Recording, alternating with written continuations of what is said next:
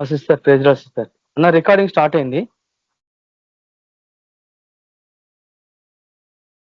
Okay brother, thank you.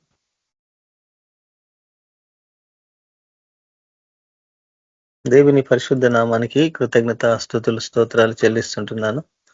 సాయంకాల సమయంలో దేవుడిచ్చిన ఈ ధన్యతను బట్టి ఆయన నామానికి మహిమ ఘనత ప్రభావాలు కలుగును గాక. మరి దేవుడు దినమంతా కాచి కాపాడి ఆయన కృపలో భద్రపరిచి మనలను సజీవ లెక్కల్లో ఇక్కడ సమకూర్చిన విధానాన్ని బట్టి ఆయన నామానికి మహిమ ఘనత ప్రభావాలు చెల్లిస్తుంటున్నాను. కృతజ్ఞత స్తుతులు స్తోత్రాలు అర్పిస్తూ మరి కూడి వచ్చిన మీ అందరికీ హృదయపూర్వక వందనాలు యేసుక్రీస్తు నామంలో చెల్లిస్తున్నాను. మరి ప్రార్థన ద్వారా ఈ యొక్క ఆరాధనను మనము ప్రారంభించుకుందాం.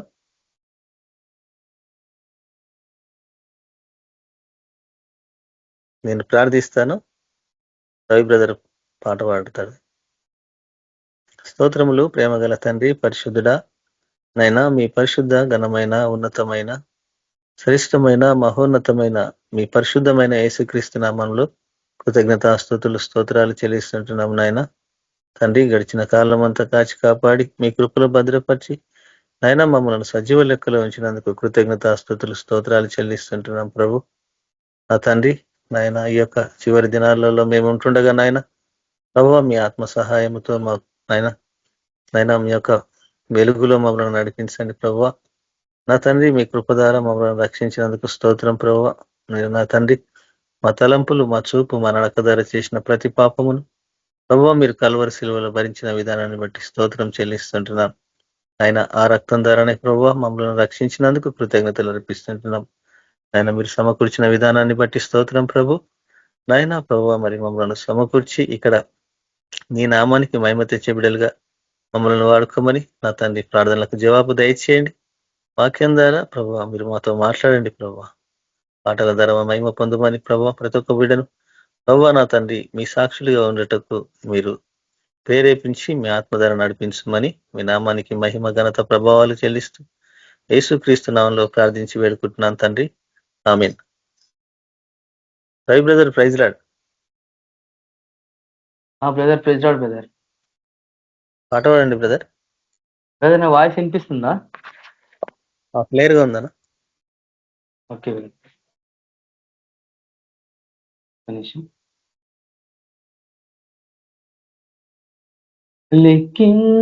లెక్కింపలేని స్తోత్రముల్ దేవా ఎల్లప్పుడు నేను పాడెదన్.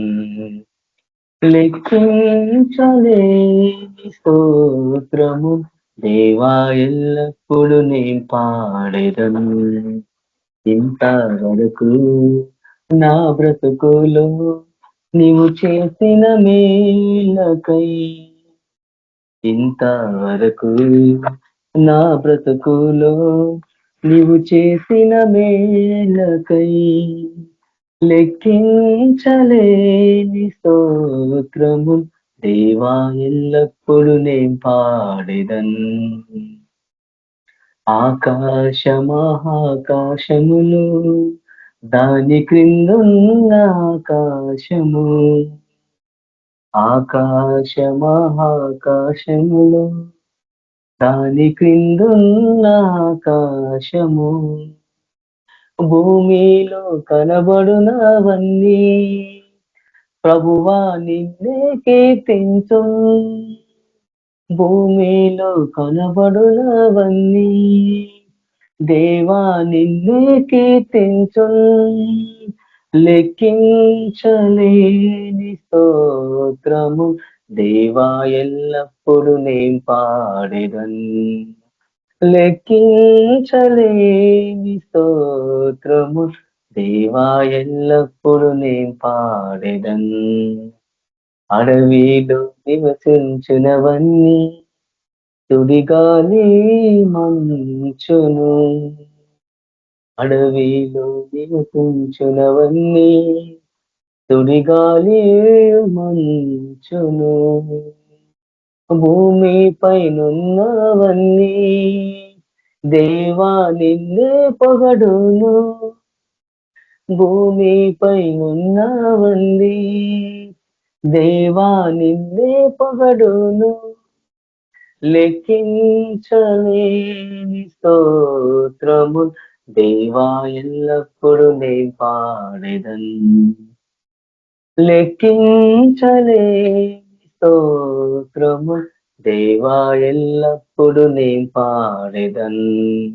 ఇంతవరకు నా బ్రతుకులో, ఇంతవరకు నా బ్రతుకులో నీవు చేసిన మేలకై లెక్కించలేని స్తోత్రము దేవా ఎల్లప్పుడు నే పాడెదన్.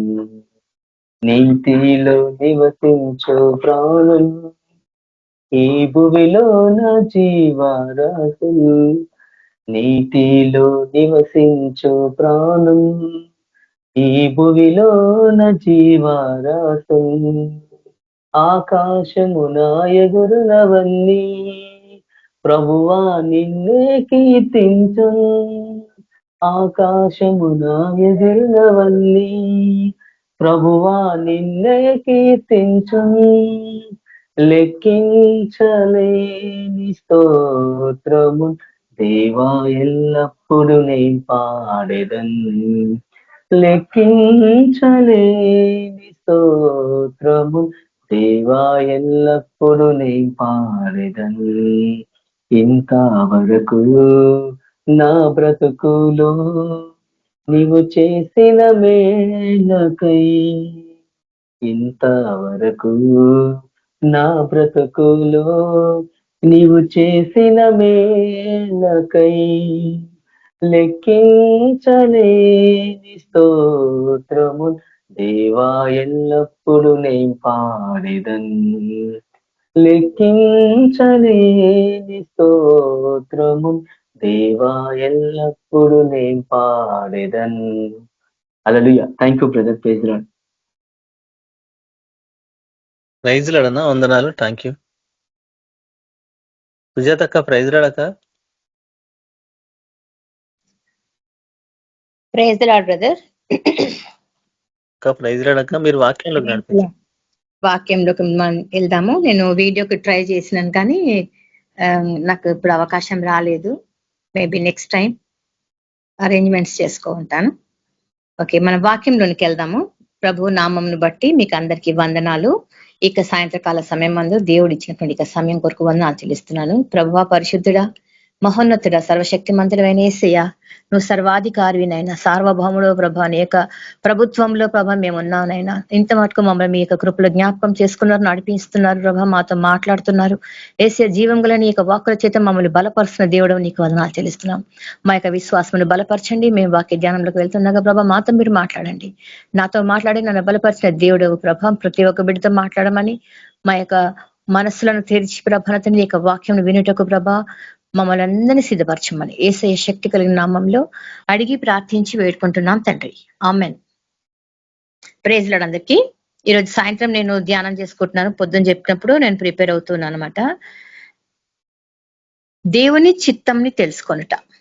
ప్రతిసారి వింటున్నాము, ఎన్నోసార్లు వింటున్నాము. అసలు దేవుని చిత్తం అంటే ఏంటి? మనము మామూలుగా ఉపన్యాసాలు వింటూ ఉంటాము. దేవుని చిత్తం అంతా దేవుని చిత్తం అంటారు కానీ ఆ చిత్తం ఏంటి ఎవరు చెప్పరు. దేవుడి చిత్తం ఏంటి అనేది నేను ధ్యానం చేస్తున్నాను ఇవాళ. యోహాను సువార్త 6వ అధ్యాయం. యోహాను సువార్త 6వ అధ్యాయము 37వ వచనం నుంచి మనము ధ్యానం చేస్తే 40th వర్సెస్ వరకు ఆ వచనాలు ధ్యానం చేస్తున్నప్పుడు మనకు అక్కడ దేవుడి చిత్తం అనేది తెలుస్తుంది. ఎందుకంటే మనకు ఈ మాట ఎందుకు తీసుకుంటున్నాను అంటే, మనం పరలోక ప్రార్థన చేస్తున్నప్పుడు ప్రతి ఒక్కరం పరలోక ప్రార్థన కంపల్సరీగా చేసుకుంటాం. ఇంట్లో ప్రతి అకేషన్ కి చేసుకుంటుంటాం. చర్చిలో ఎండింగ్ ప్రేయర్ కూడా పరలోక ప్రార్థనతో ముగించుకుంటుంటారు కదా, ఆనవాయితీ అన్నమాట. అయితే ఈ పరలోక ప్రార్థన ధ్యానిస్తున్నప్పుడు మనకు అక్కడ ఒక మాట కనబడుతుంది కదా, దేవుడు చెప్తున్నది, మనకు నేర్పించిన ప్రార్థన. అది ఏంటది? నీకు చిత్తము పరలోకమందు నెరవేరునట్లు భూమి యందును నెరవేర్చబడును గాక. నీకు చిత్తము పరలోకమందు నెరవేరాలి. అక్కడ నెరవేరితేనే భూమి మీద నెరవేరుతుంది. ఇది ఒక కండిషన్ అన్నమాట. అక్కడ నెరవేరకుండా భూమి మీద నెరవేరవు. ఇది మనకు ప్రభు నేర్పిన ప్రార్థనలోని సీక్రెట్. పరలోకమందు ఏది విప్పబడుతుందో భూమి మీద అది విప్పబడుతుంది, అక్కడ ఏది బంధిస్తారో ఇక్కడ అది బంధిస్తుంది అని చెప్పి, మళ్ళీ వయసు వరుస ఇక్కడ మనం ఏది బంధిస్తామో అక్కడ బంధించబడుతుంది, ఇక్కడ మనం ఏది విప్పుతామో అక్కడ విప్పబడుతుందని. ఆ తండ్రి చిత్తం ఏంటి, అసలు దేన్ని బంధించాలి, మనం తండ్రి చిత్తం తెలుసుకోవాలి అంటే దేని విషయమై ప్రార్థన చేయాలి అంటే, మనకు నీ చిత్తము పరలోకమందు నెరవేరినట్లు అంటున్నాం. మరి ఆ చిత్తం తగ్గట్టుగా మనం ప్రార్థిస్తున్నామా అనేది ఒక ప్రశ్న వేసుకోవాలి. ఇక్కడ యోహాను సువార్త 6వ అధ్యాయంలో 37వ వచనం నుంచి మనకు ఒక మిస్టరీ కనిపిస్తుంటది చూడండి. తండ్రి నాకు అనుగ్రహించు వారందరూ నా యొద్దకు వత్తురు. అనుగ్రహించు వారందరూ నా యొద్దకు వత్తురు, నా యొద్దకు వచ్చు వానిని నేను ఎంత మాత్రమును బయటకి త్రోసివేయను. ఇక ఫస్ట్ పాయింట్ అన్నమాట. తండ్రి నా కోసం అని ఇంతమందిని అయితే సిద్ధపరిచిండో వాళ్ళంతా ఖచ్చితంగా నా దగ్గరకు వస్తారు. అంటే సిద్ధపరచబడని వారు యేసు ప్రభు యొద్దకు రాలేరు కదా. ఇదొక కండిషన్. అంటే దేవుడికి ఆ లెక్క తెలుసు అనమాట.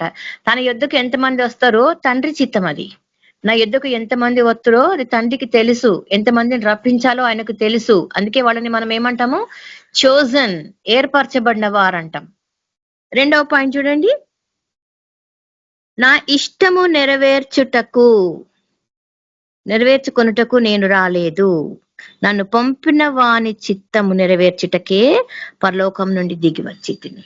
ఇక్కడ యేసు ప్రభు కూడా ఏమంటుండు, పరలోకపు చిత్తమును ఒబీడియంట్ గా నేను ఉన్నాను కాబట్టే ఆ పరలోక చిత్తాన్ని నెరవేర్చటానికి నేను పంపబడ్డాను. అంటే నా చిత్తము నా ఇష్టం ఇక్కడ నెరవేరదు.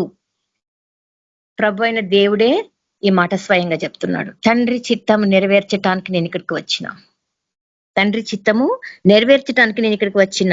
3వ వచనం చూడండి, 3వ పాయింట్, ఆయన నాకు అనుగ్రహించిన వాని అంతటిలో నేను ఏమియో పోగొట్టుకొనక అంత్య దినమున వాని లేపుటయే నన్ను పంపిన వాని చిత్తమై ఉన్నది. ఆయన నాకు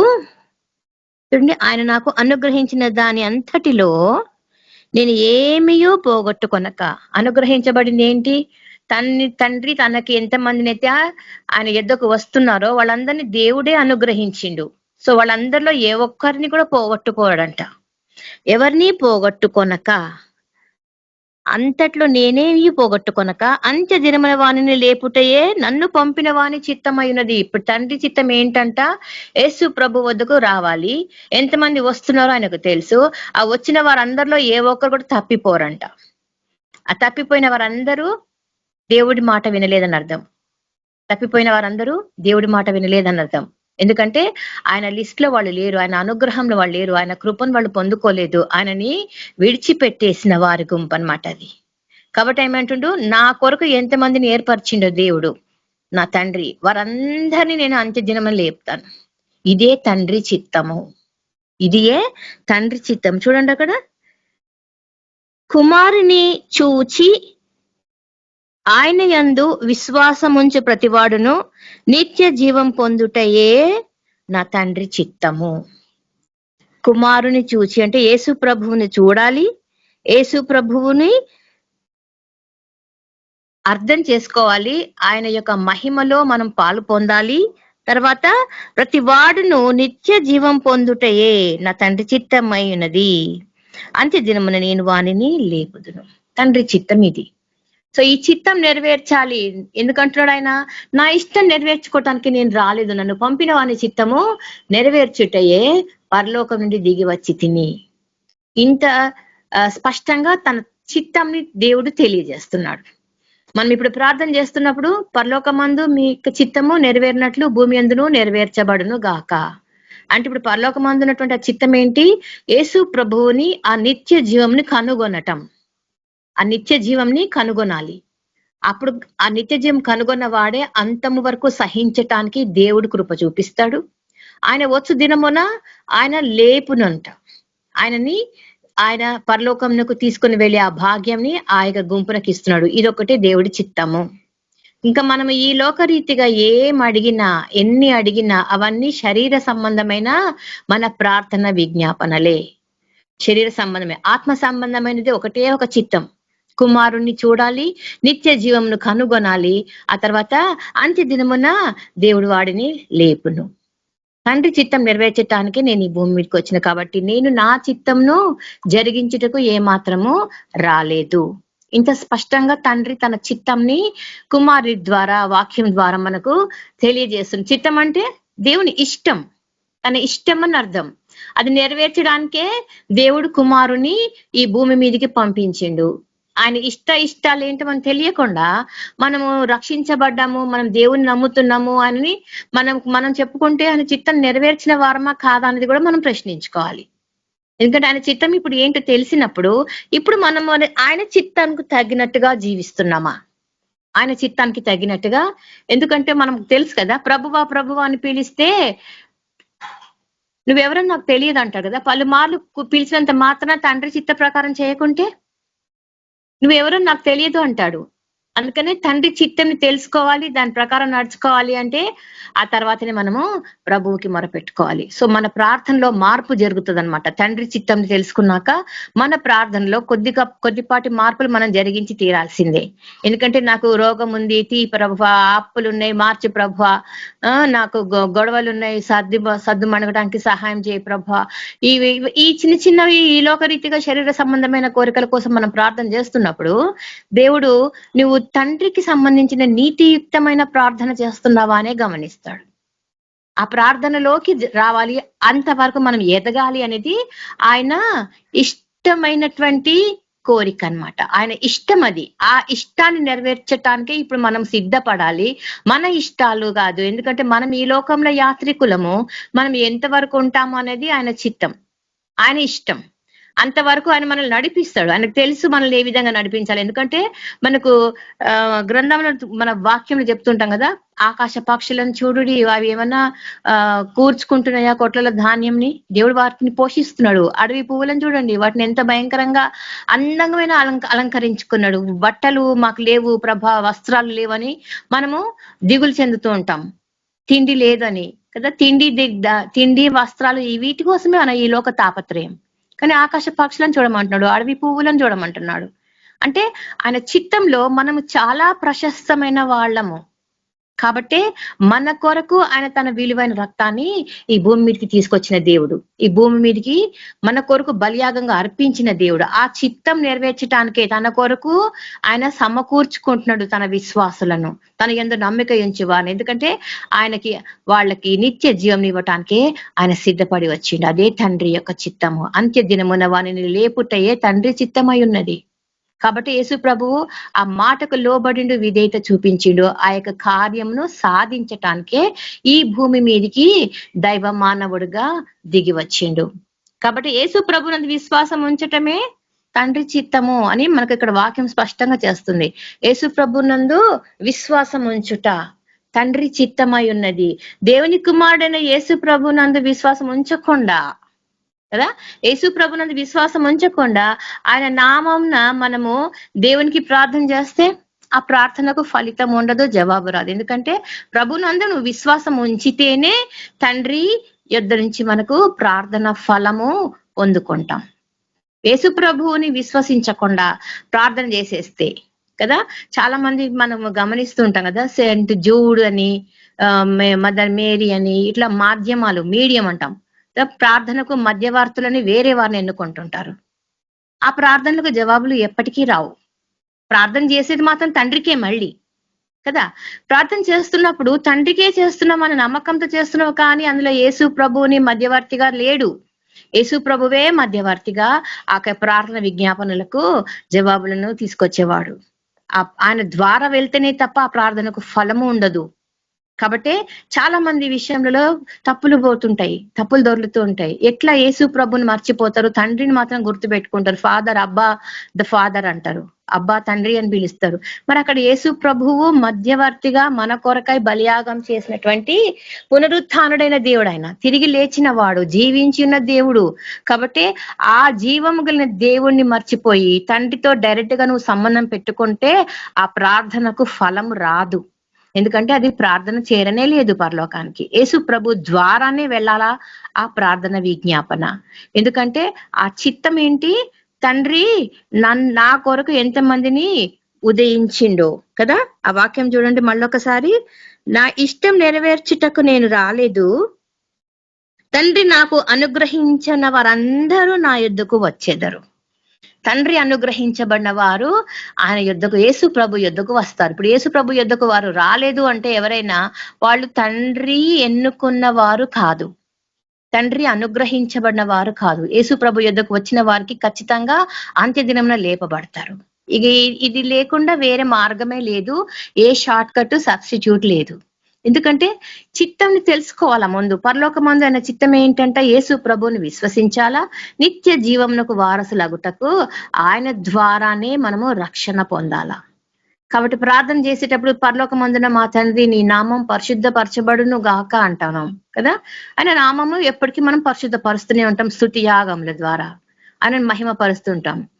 కానీ పరలోకమందు నీకు చిత్తం నెరవేరినట్లు భూమి మీద నెరవేరును గాక అన్నప్పుడు పరలోకమందు ఆయన చిత్తం ఏంటో తెలియకుండానే భూమి మీద నీ చిత్తం నెరవేరును గాక అంటాం. ఎందుకంటే మన చిత్తంని ఆయనకు అక్కడ ముందు పెడుతున్నాం ప్లేట్లో. ప్రభా ఇది నా చిత్తము, పేపర్ మీద రాస్తున్నాం, ఇది ప్రభా నా లిస్టు. దేవుడికి విజ్ఞాపనల లిస్ట్ ఇస్తున్నాం. ఇది నిష్ఫలమైన ఆచారం కిందకి వచ్చేస్తుంది. యేసు ప్రభు ద్వారా ఏ ప్రార్థన విజ్ఞాపన పోకపోతే యేసు నామములోనే మనకు ఈ జవాబులు వస్తాయనే సంగతి దేవుడి ఇక్కడ యోహాను సువార్తలో స్పష్టంగా తెలియజేస్తున్నాడు. యోహాను సువార్తలో ఎందుకంటే ఆయన ప్రభువునందు విశ్వాసం ఉంచకుండా, ఆయన నామమును ఎరగకుండా, ఆయన నామము ద్వారా పోకుండా ఏ ప్రార్థన కూడా జవాబు రాదని చెప్తున్నప్పుడు మనం తిరిగి మళ్ళీ ఆ ప్రార్థన యేసు నామంలోనే సమర్పిస్తున్నాం. కానీ అది ఏంటి? ఆయన చిత్తంకు తగినట్టుగా, ఆయన చిత్తానికి తగినట్టుగా. ఆయన చిత్తం ఏంటంట? యేసు ప్రభునందు విశ్వసించుట, నిత్య జీవమునకు వారసులగుట. ఆయన చిత్తమునకు ఒప్పుకోవాలా. ఆయన చిత్తమునకు ఒప్పుకుంటేనే మనం నిత్య జీవమునకు వారసులం అవుతాము. కాబట్టి నా యందు మీరును మీ యందు నా మాటను నిలిచి ఉండిన ఎడల మీకు ఏది ఇష్టమో అడుగుడి అంటాడు యోహాను సువార్త 15వ అధ్యాయంలో. నా యందు మీరును మీ యందు నా మాటలను నిలిచి ఉన్న ఎడల, నా యందు మీరు ఉండాలా.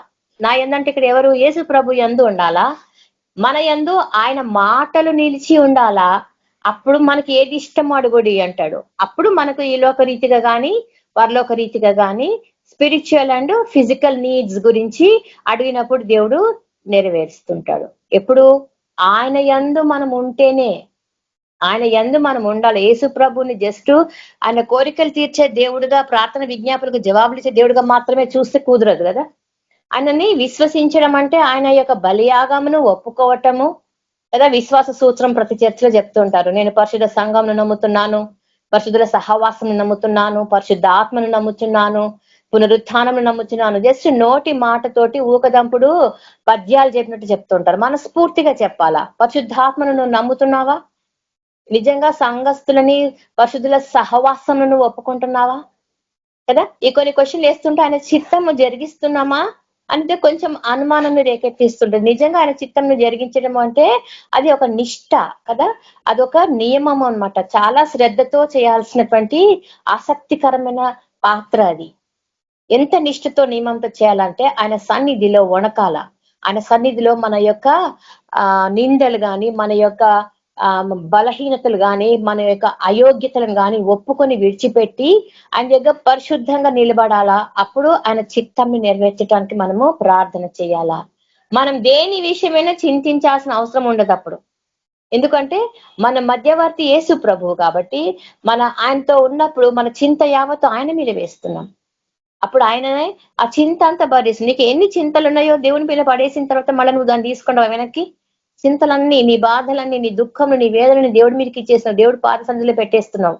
ఆ తర్వాత మళ్ళీ వస్తూ మళ్ళీ తీసుకొని వస్తావు వాళ్ళ ఇష్టని కదా. అంటే అవిశ్వాసంలో ఉన్నట్టు అక్కడ డబుల్ మైండెడ్ అన్నమాట. రెండు మనస్తత్వాలు. దేవుడికి ఇచ్చినట్టు ఇచ్చి సమస్యలని మళ్ళీ ఇంటికి తీసుకొని వస్తున్నాం. ప్రభా సమస్య నీకు ఇచ్చినాను, ఇదిగో మళ్ళీ నేను సమస్యని ప్రార్థిస్తున్నాను అని చెప్తుంటే దేవుడికి కూడా నవ్వొస్తుంది కదా. వీళ్ళలో పూర్ణత లేదు, సంపూర్ణత లేదు. ఎందుకంట విశ్వాసంలో లోటు కనిపిస్తుంది. ఒకసారి దేవుడికి మన చింతలు, మన వేదనలు, మన దుఃఖంని అప్పగించిన తర్వాత ఇంకా ఆయన చూసుకుంటాడు. ఇంకా దాని గురించి మనము ఆలోచించకూడదు. కానీ కృతజ్ఞతతో స్తుతులతో ఆయనకి ప్రార్థన విజ్ఞాపనలు జరిగిస్తుండాలి. కృతజ్ఞత స్తుతులతో ప్రార్థన విజ్ఞాపనలు జరిగిస్తుండాలి. అప్పుడే దేవుడు మన పక్షాన కార్యం జరిగిస్తుంటాడు. ఎందుకంటే ఆయన మన విశ్వాసం కనుగొన్నాడు. ఆయన మన విశ్వాసంలో మన నీతిని లెక్క చూసుకున్నాడు. మనకు తెలియదు మనం విశ్వాసంలో ఏ కొలతలో ఉన్నామో, కానీ ప్రభువుకు తెలుసు. ఏ వ్యక్తి 30 అంతలుగా ఉన్నాడు, ఏ వ్యక్తి 60 అంతలుగా ఫలిస్తున్నాడు, ఎవరు 100 అంతలుగా ఫలిస్తున్నారు అనేది ప్రభువుకు ఖచ్చితమైన ఒక లెక్క ఉంది. అలాగే పరలోకమునకు నిశ్చయించబడిన వారు, నిర్ణయించబడిన వారు, జోజన్ పీపుల్ ఎంతమందో తండ్రి అనుగ్రహించిండట యేసు ప్రభుకి. కాబట్టి యేసు ప్రభువు వారి కొరకు తన బలియాగంను సంపూర్ణం జరిగించిండు. ఎంత విధేయత చూపించిండంటే, నీ కొరకు ఇంతమంది ఉన్నారు, వారి ద్వారానే నువ్వు మహిమపరచబడతావు తండ్రి అని చెప్పి కుమారుడు తండ్రి యొక్క కార్యం నెరవేర్చడానికి, ఆయన చిత్తము నెరవేర్చడానికి ఇక భూమి మీదకి వచ్చినాడు. ఎన్నిసార్లు మనము ఇంట్లో చూస్తుంటాం కదా, తండ్రి యొక్క అభిష్టంని, తల్లి యొక్క అభిష్టంని పిల్లలు ఎంతవరకు నెరవేరుస్తున్నారు అంటే అవి ఎగతాళి అయిపోయింది కదా. పిల్లలకు ఏం పని లేదు, మా డాడీకి కానీ మా మమ్మీకి కానీ. వీళ్ళకి ఏమేమో టార్గెట్స్ ఉంటాయి, వీళ్ళకి ఏమేమో గోల్స్ ఉంటాయి, అవన్నీ మన మీద రుద్దుతారు. మన అభిష్టం ఏంటో, మన గోల్స్ ఏంటో వీళ్ళు తెలుసుకోరు, కనీసం ప్రయత్నం కూడా చేయరని చెప్పి కొట్టి పారేస్తుంటారు. కానీ తల్లి గాని తండ్రి గాని ఎప్పుడు కూడా పిల్లల యొక్క బాగుని భవిష్యత్తుని సరిగ్గా చూసుకునే వాళ్ళ కొరకు మనం నిర్ణయాలు తీసుకుంటున్నాం. అదే రీతిగా మన కొరకు కూడా మన పరమ తండ్రి మన కొరకు ఆయన గోల్స్ పెట్టుకున్నాడు, ఒక టార్గెట్ పెట్టుకున్నాడు. ఆయన మనము ఏ విధంగా రీచ్ అవుతామో అది ఆయన ద్వారానే, ఆయన యొక్క సపోర్ట్, యేసు ప్రభు యొక్క నిత్యత్వంలోనికి మనం అడుగు పెడుతున్న కొద్దీ మనము ఆయన గోల్స్ రీచ్ అవుతుంటాం. అది లేకుండా మనము దారి తప్పితే కదా, దారి తప్పితే నిష్ఫలమైన ప్రయాస, మనం ఏమేమో చేస్తున్నాము కానీ ఫలభరితంగా లేకుండా పోతుంది. కొన్నిసార్లు చాలా ప్రార్థనలకు జవాబు రావటం లేదు ప్రభు అంటున్నాం. మరి తండ్రి చిత్త ప్రకారం జరిగించినావా అనేది మనము ఒకసారి చూసుకోవాలా. మన ప్రార్థనలన్నీ మనమే ఇవాల్యుయేట్ చేసుకోవాలా, రివ్యూ చేసుకుంటూ ఉండాలా. మనం సరైన ప్రార్థన చేసినామా, ఇది తండ్రి చిత్తమేనా, మరియు ఉత్తమమైన దానిని ఎంచుకున్నది మరియా కదా, ఉత్తమమైన దాన్ని ఎంచుకుంది. ఈ లోకరీతిగా ఆతిథ్యము, హాస్పిటాలిటీ ఎంత ముఖ్యమో ప్రభు సన్నిధిలో, ఆయన పాద సన్నిధిలో కూర్చొని ఆయన మాటలు వినటం అంత ముఖ్యం. ఇప్పుడు మనం పాద సన్నిధిలో కూర్చుంటలేము, ఆయన మాటలు వినటానికి మనకు ఇష్టపడతలేము. ఎందుకంటే మన యొక్క ఈ లోకరీతి జీవితము, ఈ లోకరీతి సమస్యలు, ఈ సమస్యలు డామినేట్ చేస్తున్నాయి మనల్ని. కాబట్టి ప్రభువు మాటలని నిర్లక్ష్యపడుతున్నాము, లేదా అసలు వినటమే లేదు, చెవులు మోసుకుంటున్నాము. అందుకే దేవుడు లాస్ట్ లో చెప్తాడు, చెవి గలవాడు వినును గాక. ఎందుకంటే అంత్యకాలంలో ఆయన మాటలు వినటానికి కూడా ఇష్టపడని తరం ఒకటి వస్తుందట. ఇప్పుడు చర్చిలో వాక్యం చెప్తుంటే వినడానికి ఎవరికి ఇష్టం లేదు. ఎందుకంటే ఎవరు సెల్ ఫోన్ తలకాయ పెట్టుకొని కూర్చున్నారు. వాళ్ళు బైబిల్ ఉంటుంది, బైబిల్లో సెల్ ఫోన్ ఉంటుంది. అసలు వాక్యం ఎవరు చెప్తుండో ఆ పాసరంకులు మనకి తెలియదు. మనం చూస్తుంటాము, మన పక్కనోడు సెల్ ఫోన్ పట్టుకుంటే మనం వాణి గమనిస్తున్నామో వాక్యం మర్చిపోతున్నాం. ఎందుకంటే మన ధ్యాస పక్కనోడు మీకు వెళ్ళిపోయింది. ఆడు సెల్ ఫోన్ పెట్టుకుని, ఆ పిల్ల సెల్ ఫోన్ పట్టుకొని కూర్చుంది, చాటింగ్ చేస్తుంది, వాక్యం వింటలేదు. మనప్పుడు ఏమైపోయింది, మనం డిస్ట్రాక్ట్ అయిపోయినాం అనమాట. వాక్యం వింటూ పక్కన ఇది చూడకంటే సాతాను ఏ రూపంలోనో మనల్ని వాక్యం విననీయకుండా చేస్తుంది. అందుకనే దేవుని చిత్తంని తెలుసుకోవాలి అంటే కొంచెము భయభక్తులతో కలిగిన జీవితం అవసరము.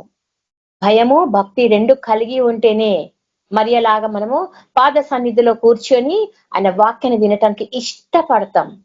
అంటే ఇష్టంతో వింటే ఖచ్చితంగా అది మన మైండ్ లో రిజిస్టర్ అవుతుంది ఆ వాక్యం. హృదయ ధ్యానం అంటాం కదా. తర్వాత మనం ఎన్నిసార్లు జ్ఞాపకం చేసుకుంటున్నా కూడా ఇది మనము ఒకసారి విన్నాం కదా ఈ వాక్యము, అప్పుడేమో చెప్పిందని ఒకసారి మనం రికార్డింగ్స్ లోకి మళ్ళీ వెళ్ళొచ్చు కదా. ఈ పాయింట్ అప్పుడు నేను ఒక మాట ఏం చెప్తున్నానంటే, మనము మన గ్రూప్ లో అందరూ వాక్యంలు వింటున్నారు కదా, వాక్యంలు చెప్తున్నారు కదా, దీన్ని మనం ఇష్టమైన వారికి షేర్ చేయొచ్చు కదా. కొంతమందికి షేర్ చేస్తుంటే అది ఇంకెంతమందికో స్ప్రెడ్ అవుతూ ఉంటుంది అన్నమాట లింక్. దేవుడి వాక్యంని ఎందుకంటే ఇలాంటి వాక్యంలు మనకు సంఘంలో దొరకవు. అందరూ మన ట్రైన్డ్ పీపులే ఉన్నారు కదా మన గ్రూప్ లో. దేవుడి వాక్యం, దేవుడి మర్మం తెలియజేసే వాళ్ళే ఉన్నారు. ఎవరి ద్వారా ఏం మాట్లాడుతున్నాడు దేవుడు మనం ప్రతిరోజు చూస్తున్నాం. కాబట్టి నిర్లక్ష్యం చేయకుండా మనకు తెలిసిన వాళ్ళకే షేర్ చేద్దాం. చేసినప్పుడు వాళ్ళు వింటారు, దాంట్లో ఏం తప్పులున్నాయో మనకు చెప్తారు కూడా, మనం సరి చేసుకోవచ్చు కూడా కదా. ఇదొక అవకాశం ఉంది మనకి ఇప్పుడు ఇది యూట్యూబ్ లోకి వచ్చిన తర్వాత. ఈ లింక్ ను ఫార్వర్డ్ చేస్తూ ఉంటే చాలా మంది వింటారు. ఎందుకంటే దేవుడి వాక్యము వర్ధిల్లాలా, దేవుడి వాక్యము వ్యాపించాలా. మనం అంతే చెప్తున్నాం గొప్ప, మన గురించి మనం గొప్ప చెప్పుకోవడం కాదు. వాక్యము బయలుపరచబడాలా, వాక్యము మహిమపరచబడాలా. కాబట్టి తండ్రి చిత్తంను నెరవేర్చటము అంటే ఆయన యొక్క కార్యములలో మనం పాల్గొంటున్నప్పుడు ఆయన వాక్యాన్ని మనం విరివిగా అందరితో పంచుకుంటున్నాం అన్నమాట. ఎందుకంటే అదే ఆయన చిత్తం అయినది. ఆయన యొద్దకు మనం సమకూర్చుకోవాలంట. ఎంతో మందిని మనం తీసుకొని రావాలా. ఆ తీసుకొని వస్తున్నప్పుడు అనేకులు దేవుడి వాక్యం వింటుంటారు, సత్యాన్ని తెలుసుకుంటుంటారు. ఇంకా అజ్ఞాన లోకంలో ఉండరు వాళ్ళు. జ్ఞానయుక్తంగా వాక్యం చదవలేని వాళ్ళు కూడా విని సాక్ష్యంను పొందుతారు. వాళ్ళు వినుట వలన విశ్వాసం కలుగును అంటున్నాం కదా. మాట్లాడితేనే కాదు, వింటే కూడా మనకు విశ్వాసం వస్తుంది. ప్రభువును గూర్చిన మాట వింటే, లోక సొల్లు కాదు అది. లోకంలో జరిగించే ప్రతి క్రియ గురించి మనం ఎవరితోనూ డిస్కస్ చేయము. ప్రభు వాక్యం గురించి మాట్లాడుతున్నప్పుడు దాన్ని షేర్ చేసుకోవడం ద్వారా చాలా మంది వింటారు. విన్న వాటిలో దేవుడు కార్యం జరిగేశాడు. ఎందుకంటే ఆయన కొరకు ఏర్పరచబడ్డ వారిని ఆయన సమకూరుస్తున్నాడు. ఎంతమంది వింటున్నారో, ఎంతమంది సమకూర్చబడుతున్నారో మనకు తెలియదు. ఎందుకంటే అది ఆయన లెక్క, పరలోకపు మర్మం అది. మన వంతు ఏంటంట, మన ప్రయత్నం మనం చేస్తున్నాము. ఎందుకంటే ఇది దేవుడి కార్యం కాబట్టి. ఇదే దేవుడి కార్యము. హృదయంలో కలవరపడనీయని వాక్యం మనది కదా. ఆ వాక్యంలో జీవం ఉంది కాబట్టి అది మనల్ని కలవరపరచదు. కాబట్టి ఈ వాక్యం విషయమే మనకు అతిశయం ఉంది. ఎందుకంట యేసు ప్రభునందు మనం అతిశయిస్తున్నాం, మన మీద మనం కాదు. ఆయన యందు మనం అతిశయిస్తున్నాం కాబట్టి మనము ఈ విషయమై జ్ఞాపకం చేసుకొని చాలా మందికి మనము వాక్యంని స్ప్రెడ్ చేయడం ద్వారా, షేర్ చేసుకోవడం ద్వారా కొంతమంది బలపడతారు. ప్రోగ్రాం ద్వారా బలపడుతుంటారు. కాబట్టి మనము కృతజ్ఞతాపూర్వకంగా ఈ యొక్క దేవుడి కార్యాన్ని జరిగించడానికి మనము ప్రేమపూర్వకంగా ప్రయత్నం చేయాలి. నన్ను ప్రేమించండి, నన్ను విమర్శించవద్దు అని ప్రభువే స్వయాన మనతో మాట్లాడుతున్నాడు. నన్ను ప్రేమించండి, నన్ను విస్మరించవద్దు. ప్రభువుని జ్ఞాపకం చేసుకోవటం అంటే ఎల్లప్పుడూ ఆయనని స్తుతిస్తూ ఉంటే ఒక్క సెకండ్ కూడా నువ్వు మర్చిపోవు దేవుణ్ణి. ప్రతి నిమిషం ఆయన స్తుతి కదా. ఎట్లాంటి ఉద్యోగం చేసుకుంటుండే నువ్వు మనసులో పాడుకోవచ్చు కదా. దేవుడి జ్ఞానము భాషలలో మాట్లాడుకుంటుంటే దాన్ని స్తుతిస్తున్నట్టే. అనుక్షణము దేవుడితో అంటు కట్టు ఉండటం అనేదే గొప్ప జీవ మార్గంకు సాధకం. అది ఆయనతో అంటు కట్టబడి ఉండాలి. ఒక క్షణం కూడా విడిచిపెడితే మనం చూస్తాం కదా సిలువలో, తండ్రి నా చేతిని నువ్వెందుకు విడిచిపెట్టినా అని అడుగుతాడు. అంటే ఒక సెకండ్ పాపమంతా, లోక పాప భారం అంతా ఆయన మీదకి వచ్చినప్పుడు పరిశుద్ధత దూరం అయిపోయింది. ఎందుకంటే యేసు ప్రభుని ఇప్పుడు మొత్తం పాపంతోటి నింపేసింది ఆ సిలువలో. అప్పుడు పరిశుద్ధాత్మ దేవుడు అంటే తండ్రి అయిన దేవుడు ఆయన పరిశుద్ధుడు గనక ఒక్క సెకండ్ నా చేయి ఎందుకు విడిచితివి అంటాడు. అంటే ఒక సెకండ్ కూడా భరించలేకపోతున్నాడు. అదే స్థితిలో మనం ఉండాలి. తండ్రి నన్ను ఒక్క సెకండ్ కూడా విడిచిపెట్టదు, నేను కూడా తండ్రిని ఒక నిమిషం కూడా విడిచిపెట్టను. అనుక్షణం ఆయన ధ్యానంలో ఉంటాను. నాకు ఎన్ని సమస్యలైనా ఉండని, నా కుటుంబం ఉంది, నాకు ఇంట్లో పనులు ఉంటాయి, నాకు ఉద్యోగంలో పనులు ఉంటాయి, నాకు చాలా టార్గెట్స్ ఉంటాయి. ఎన్ని ఉన్నా సరే మనము ప్రభువుని అంటు పెట్టుకొని ఉంటేనే ఆయన చిత్తంనకు మనం లోబడి ఉంటామంట. లేదు అంటే ఒక క్షణం ప్రభువుని విడిచిపెట్టిన ఈ లోకరీతిగా నీవు లోక మాలిన్యంకు అంటు కట్టబడతావు. ఎందుకంటే భయంకరమైన పరిస్థితుల్లో మనము ఉన్నాం. ఎందుకు? ఇది అంత్యకాలం కాబట్టి, ఆయన రాకడకు సమయం ఉంది కాబట్టి, ఆయన తలుపు యొద్దనే ఉన్నాడు కాబట్టి, ఇంత అనుకూల సమయం మళ్ళీ మనకు రాదేమో అన్నట్టుగా మనము వేగిరపడాలంట ఆయన సన్నిధిలో కూర్చోవటానికి. ఆ తృప్తి ఎప్పుడు వస్తుంది అంటే ప్రభు సన్నిధిలో మనము కాలం గడిపినప్పుడు, సమయం గడుపుతున్నప్పుడు, ఆ వాక్య ధ్యానంలో మనం కూర్చున్నప్పుడు దేవుడు ఎన్నో మర్మాలు మనతో మాట్లాడుతూ ఉంటాడు. అది మనకు వ్యక్తిగతంగా మనల్ని విశ్వాసంలో బలపరచటానికే కానీ నిరుత్సాహపరచవన్నమాట. అందుకనే ఆయన చిత్తం నాకు లోబడి ఉండటము అంటే అంత ఈజీ కాదు కదా. చాలా మంది అంటారు ఎంతసేపు యేసుప్రభు నమ్ముకుంటే అయిపోయింది కదా, యేసుప్రభు ద్వారా ప్రార్థన చేస్తే అయిపోతుంది కదా అంటే కాదు. దాంట్లో ఇంకా చాలా మర్మము దాగి ఉంది అని చెప్తున్నాడు ఆయన. ఎందుకంట ఆయన సహవాసంలో స్థిరపడాలి మనం. ఆయన చిత్తంలో ఉండాలి అంటే ఆయన సహవాసంలో స్థిరపడాలి. అప్పుడు ఆ సహవాసంలో ఆయనని స్తుతిస్తూ ఉంటావు. స్తుతి ధ్యానములతోటి నీ హృదయ అంతరంగంలో నుంచి నువ్వు ఆయనని మనస్ఫూర్తిగా పొగుడుతున్నావు, మనస్ఫూర్తిగా ఆరాధిస్తున్నావు. అప్పుడే అంటాం కదా, ఆత్మతోనూ సత్యముతోను, ఆత్మతోనూ సత్యంతోనూ ఆరాధిస్తాం. ఇది ఎంతమంది చేస్తున్నారు? ఆత్మతో సత్యంతో ఆరాధించడం అంటే కదా, నీ యొక్క హృదయాంతరంగంలో నుంచి నీ యొక్క అంతరాత్మ ఆయనకు స్తుతి చెల్లిస్తుంది. నీ నోటి పెదవులతో సత్యంగా నువ్వు నీ కాన్షియస్ లో నీకు అన్ని తెలిసి నువ్వు స్తుతిస్తున్నావు. అంతరాత్మతో స్తుతించటము, నోటి పెదవులతో హృదయాంతరంగంలో నుంచి నీ యొక్క స్తుతి యాగమును, ఆ యొక్క బలి యాగమును ఆయనకు అర్పించటం. కాబట్టే దేవుడు అలాంటి ప్రార్థనలను, అలాంటి విశ్వాసిని ఆయన కనుగొంటాడంట, అలాంటి వారిని సమకూర్చుకుంటాడంట, అలాంటి వారిని స్థిరపరచుకుంటాడంట, వారిని నడిపిస్తాడంట. అందుకనే విశ్వాసంతో విజయం పొందాలి అంటే ఆయన చిత్తానికి లోబడి ఉండాలనేది ఖచ్చితమైన మాట. ఆయన చిత్తానికి లోబడి ఉండాలనేది ఖచ్చితమైన మాట. ఆ చిత్తం తెలుసుకోవాలి అంటే యేసు ప్రభు ద్వారానే, యేసు ప్రభుతోనే, యేసు ప్రభులోనే కదా ఇన్ని స్టెప్స్ ఉన్నాయి. కాబట్టి ఎడతెగని స్తుతి కృతజ్ఞత యాగములతోటి మనము దేవుని సారూప్యంలోకి మార్చబడుటకు అనేక రకాల మార్గాలను దేవుడు మనకు తెలియజేస్తున్నాడు. స్తుతి యాగము ఒక రకంగా కృతజ్ఞత చెల్లించటము, ఆయన యందు ఎడతెగక నమ్మకం ఉంచటము, విశ్వాసంతో ముందుకు సాగటము, ఆయనని స్తుతించటం. ఇవన్నిట్లో నుంచి మనకు దేవుని స్వరూపంలోనికి మనం మార్చబడుటకు ఆయన ఒక్కొక్క మెట్టును మన కోసము సెట్ చేసి పెడుతుంటాడు. అలాగే ఆత్మను ఆర్పుచున్నారా, ఆత్మను ఆర్పుచున్నారా అంటాడు. అంటే ఆయన చిత్తంనకు నెరవేర్చాలి అంటే పరిశుద్ధాత్మకు లోబడి ఉండాలి, పరిశుద్ధాత్మ యందు ఎదగాలి. ఆ పరిశుద్ధాత్మతోనే మనకు సంతోషం. ఎల్లప్పుడూ సంతోషంగా ఉండుటే తండ్రి చిత్తము. ఎల్లప్పుడూ సంతోషంగా ఉండుటయే తండ్రి చిత్తము. మనకు తెస్సలోనికీయుల పత్రికలో ఒక లిస్ట్ ఉంటది అనమాట. దేవుడి చిత్తంనకు లోబడి ఉంటే ఏమేం జరుగుతాయో. మొదటి తెస్సలోనికీయుల పత్రిక 5వ అధ్యాయంలో మనకు 14th వర్సెస్ నుంచి స్టార్ట్ చేస్తే 20th వర్స్ వరకు అన్ని దేవుడి కార్యాలు, దేవుడి చిత్తానికి లోబడటానికి, ఆయన చిత్తంకి లోబడితే మనం ఏం జరిగించగలము అనేది అక్కడ రాసి పెట్టిండు. ఎల్లప్పుడూ సంతోషంగా ఉండండి, ఎడతెగక ప్రార్థించండి కదా. ఆయన చిత్తానికి లోబడి ఉన్నాము అంటే, ఆయన చిత్తం తెలుసుకుంటున్నాము అంటే, ఆయన చిత్త ప్రకారం మనం జీవిస్తున్నాము, జరిగిస్తున్నాము అంటే ఎప్పటికీ సంతోషంగా ఉంటాం. దుఃఖం అనేది ఉండదు మనకు. అంటే రోగాలు రావా, జరం రావా, మనకు సమస్యలు లేవా, అప్పులు లేవా అంటే అవన్నీ శరీర రీతిగా, ఈ లోకరీతిగా ఉంటాయి. అది ఏ మనుషుడు తప్పించుకోలేడు. కాబట్టి మనము అవన్నిటిని పక్కన పెట్టి శరీర కార్యములను పక్కన విసర్జించండి. ఆత్మ కార్యములలో ఎడతెగక ప్రార్థన చేయటం, ప్రతి విషయంలో కూడా కృతజ్ఞతాస్తుతులు చెల్లించండి. ఇదే కదా తండ్రికి మీ విషయంలో దేవుని చిత్తమైనది. యేసుక్రీస్తునందు మీ విషయంలో దేవుని చిత్తం అదే. దేవుని చిత్తం ప్రభా నీ చిత్తం జరిగించు అంటుంటే ఏంటవి అంటే ఇవన్నీ కూడా దేవుని చిత్తమే. ఎడతెగక ప్రార్థించటం, కంటిన్యూస్ గా కదా, కంటిన్యూస్ గా ప్రార్థన చేయటం అనేది దేవుడి చిత్తం.